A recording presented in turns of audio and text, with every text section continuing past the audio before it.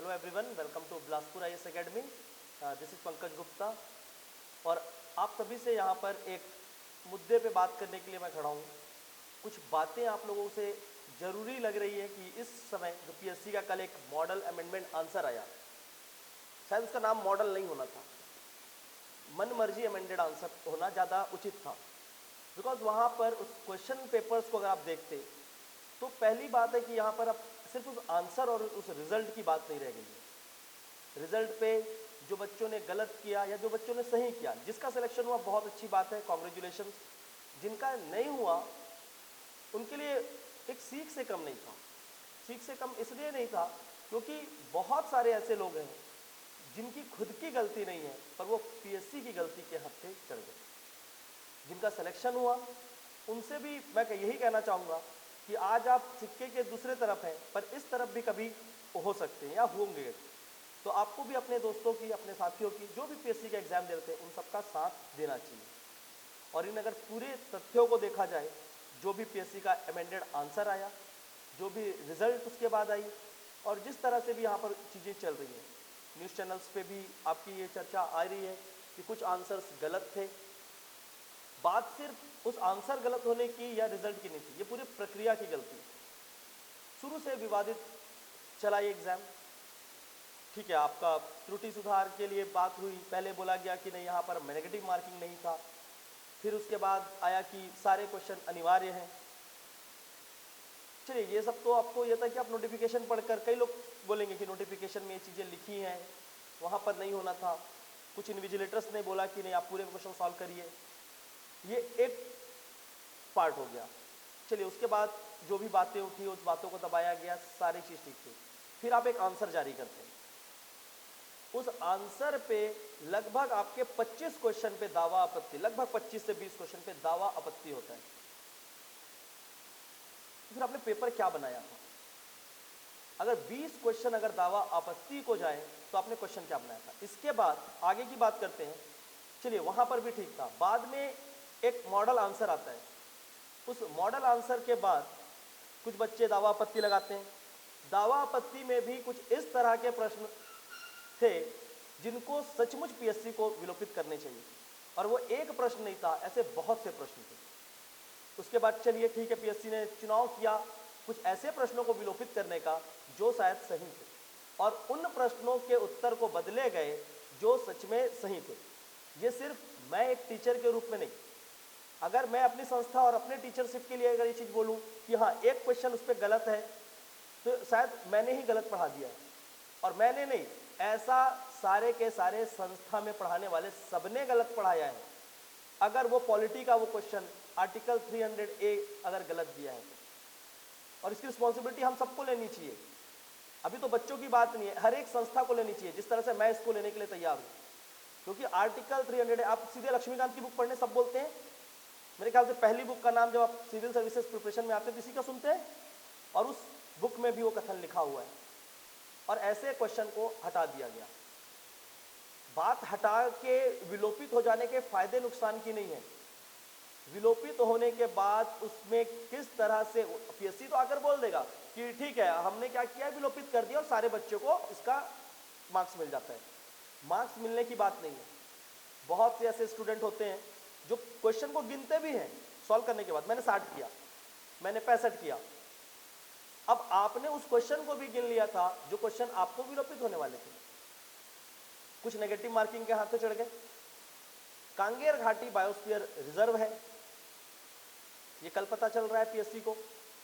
तो या तो ये पूरी प्रक्रिया ही गलत है, ये इनको पेपर सेटिंग। और आज सबसे अच्छी बात तो न्यूज़पेपर के जो आपका चैनल पे चल रहा है उस पर पीएससी के चीफ सुनवानी जी सर जो भी हैं, अच्छी बात है, अच्छी बात है, आप रिस्पॉन्सिव है, पर आपका रिस्पॉन्स उतना रिस्पॉन्सिव नहीं था जो बच्चों को लगे कि हाँ ये रिस्पॉन्सिव आदमी की एक बात है।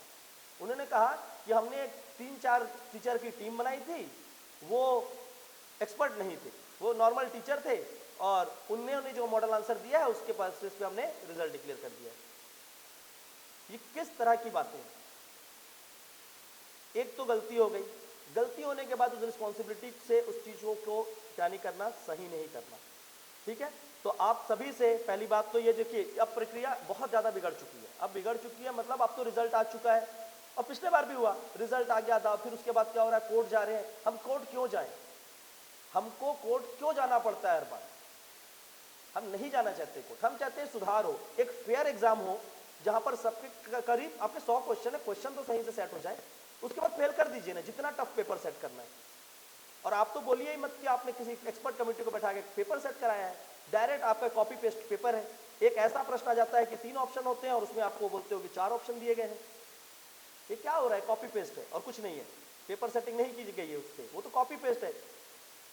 ऐसे प्रश्न, उसके बाद आंसर में भी इतनी गलती, और लगभग आपका कुछ बच्चे ऐसे भी हैं जो बोल रहे हैं 110 मार्क्स आ रहा था पहले, और अमेंडेड मॉडल आंसर के बाद उनके 4-4, 5-5 क्वेश्चन गलत हो गए और वो आउट है आज एग्जाम से।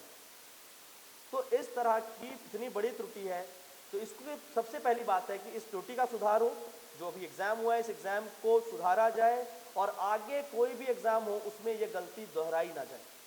पर ये चीजें सिर्फ मेरे बोलने से या कोई और टीचर आकर बोले, बहुत सारे हमने जो सीनियर टीचर्स हैं उन्होंने काफी अच्छे आप लोगों के हेल्प लिए वो आगे आ रहे हैं, चाहे दिल्ली आईएएस के सर हो, आपके ऑनलाइन प्लेटफॉर्म में कुछ सर हैं, ठीक है, तो सारे टीचर आपके हेल्प करने के लिए आगे इस टाइम पे आ रहे हैं। और मैं भी अपना पूरा सपोर्ट, मैं अपनी टीम का और अपने तरफ से पूरा सपोर्ट उन टीचर्स को और उन स्टूडेंट्स को भी दूंगा जो इस चीज के लिए आगे आ रहे हैं।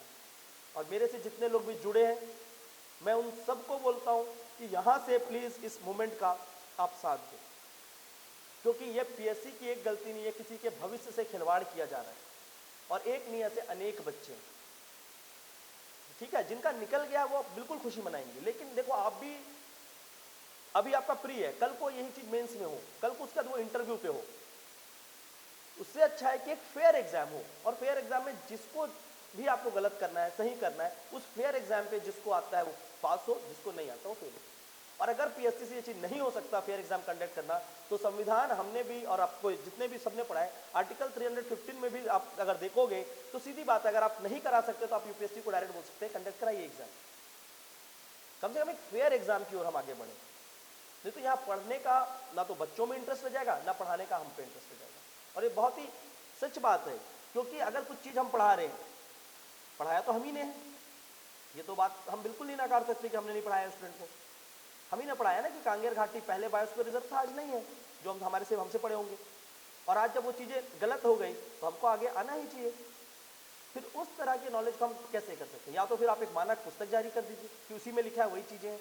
तो अभी तो फिलहाल रिजल्ट की लड़ाई है ये, पर रिजल्ट के साथ साथ ये पीएससी रिफॉर्म की लड़ाई होनी चाहिए। और आप सबसे मैं यही बोलूंगा, इस लड़ाई को सिर्फ और सिर्फ इस रिजल्ट के बदलने तक नहीं रुकना है, ये पीएससी रिफॉर्म होना चाहिए। और पीएससी रिफॉर्म तब होगा जब आपको एक वो फेयर एग्जाम कंडक्ट करके दे सकता है। पर रिफॉर्म होगा मेरे बोलने से, मेरे यहाँ चिल्लाने से आप लोगों तक रिफॉर्म नहीं होगा। अब यहाँ पर होगा इसे ग्राउंड लेवल पे लेकर जाने के लिए। बातें बहुत होंगी, मीम्स चलेंगे यूट्यूब पे, आपके अलग अलग प्लेटफॉर्म पे बहुत सारे मीम्स होंगे, पीएससी का मजाक उड़ाया जाएगा। पर उस मजाक उड़ा रहे हैं आप, मीम्स चला रहे हैं, उससे कोई बेनिफिट नहीं हो रहा है। बेनिफिट तब होगा जब उस मीम्स को हम ग्राउंड लेवल पे सही प्रूव करेंगे कि नहीं, हमने आपका मजाक इसलिए उड़ाया क्योंकि आप मजाक करने योग्य बन गए हैं, आप वो संस्था नहीं है जिसकी रिस्पेक्ट की जाए। आज पीएससी इतनी बड़ी संस्था, इतने अच्छे एग्जाम का कंडक्ट करती है, उसका नाम सुनकर बच्चों को मोटिवेशन मिलना चाहिए, पर आज क्या हो गया, वो डिमोटिवेशन में कन्वर्ट हो गया। बहुत दुख से देखना पड़ता है कि कल बहुत सारे ऐसे पोस्ट है बच्चों के, सर अब हम पढ़ाई करना छोड़ रहे हैं। इस तरह से अनियमितता जो बनी हुई है, इसके अंदर रहकर हम एग्जाम नहीं देना चाहते। इससे अच्छा है कोई बैंकिंग का एग्जाम दे दो, हम घर का खेत चला लें। और कई जगह तो बोल भी दिया गया है कि सरकारी नौकरी छोड़कर आप प्राइवेट नौकरी पकड़ लो। पर क्यों? ये सरकारी नौकरी प्राइवेट नौकरी की लड़ाई नहीं थी, पीएससी कहीं ना कहीं एक विजन और एक ड्रीम की लड़ाई होती है, एक सपने की लड़ाई होती है। और उस सपने को कोई बच्चा पूरे साल जीता है, एक दिन का नहीं होता, साल भर वो जीता है, पढ़ता है, पूरी मेहनत करता है, और अपनी गलती से नहीं, सो कॉल्ड विशेषज्ञ, एक्सपर्ट, पता नहीं कैसे एक्सपर्ट है, इनकी गलतियों से वो फेल हो जाता है। तो ये गलती वो अपने माँ बाप को समझाने जाता है। आप लोग भी होंगे इनमें से कई जो इस गलती को माँ बाप को बोलेंगे कि पेपर में ये 4 क्वेश्चन गलत हो गए थे तो मैं फेल हो गया। वो माँ बाप सुन तो जरूर लेते हैं, वो आपको बोल भी देते हैं चल कोई नहीं अगले बार देख लेना, पर अंदर ही अंदर आपको पता है कि कहीं ना कहीं वो टूट जाते हैं और आप खुद भी टूट जाते हैं। तो ये दोबारा ना हो, इसके लिए प्लीज़ ये जो भी चीज़ें आप आगे चलेंगी, हम आपको उसके लिए अपने तरफ से भी एक प्लेटफॉर्म बनाकर देंगे, आप उससे जुड़िए। और साथ ही साथ जो भी यहाँ पर मूवमेंट होगा स्टूडेंट के लिए, उन सब में आप सब आकर पार्टिसिपेट करिए। अगर आप चाहते हैं कि ये पीएससी और सिर्फ पीएससी की बात नहीं है, यहाँ पर सीजीपीएससी के साथ साथ व्यापम की भी बात है, जिसका बहुत विकट समय से रिजल्ट आपका एग्जाम ही नहीं आया है, और वहाँ पर भी पोस्ट लेकर वो पीछे हट गए, निकाल देते हैं पोस्ट, पीछे हट जाते हैं, एग्जाम कंडक्ट नहीं कराते, पैसे ले लेते हैं बच्चों से, ये सारा चीज़ हो रहा है।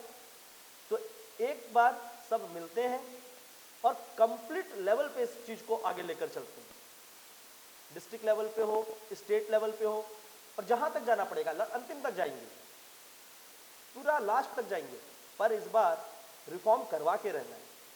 उस तरह से नहीं छूट जाएंगे कि किसी ने हमको क्या किया, मिठाई के रूप में क्या होगा, ये आंदोलन चलेगा और फॉरेस्ट का एग्जाम का घोषणा हो जाएगा, 10 दिन बाद एग्जाम हो रहा है और आप शांत हो गए।